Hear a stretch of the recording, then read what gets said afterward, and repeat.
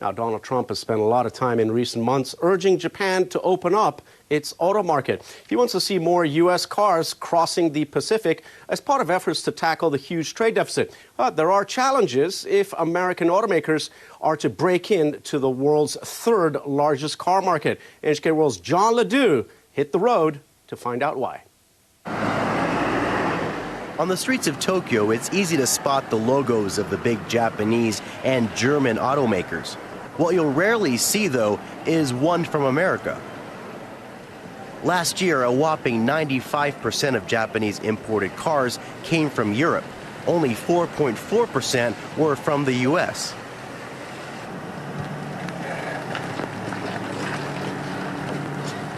To find out why Japanese people don't buy American cars, I decided to test drive this Mustang and see how it performed on the streets of Tokyo.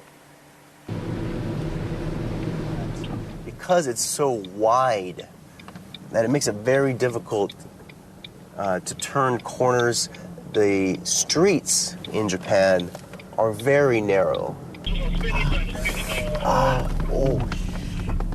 When you drive such a wide car, this makes it very dangerous. Another reason it is so inconvenient to have the steering wheel on the left side is that when I try to pay for parking, it's on the totally other side.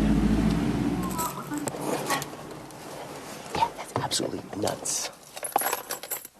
And it's not just about design.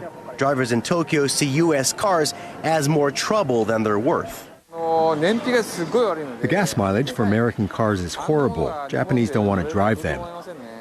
It's a hassle to repair them when they break down. There are hardly any U.S. car dealers, so it's hard to get the parts. Japanese parts are just easier to get.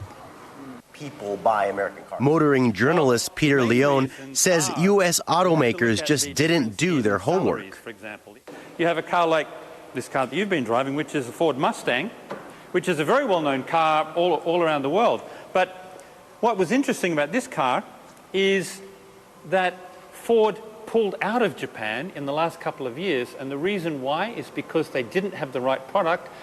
These products were too highly spec'd, and they were not price competitive.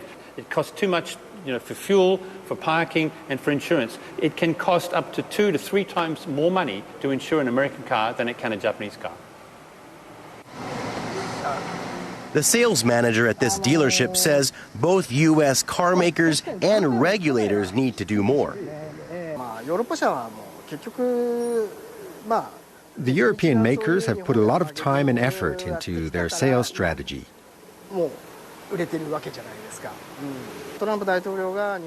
Even though Trump is telling Japan to buy more American cars, the U.S. makes it extremely difficult for contractors like us to actually do that.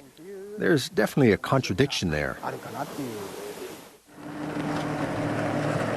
It's painfully clear that it will take a lot more than trade talks to drive up sales of U.S. vehicles this side of the Pacific. John Ledoux, NHK World, Tokyo.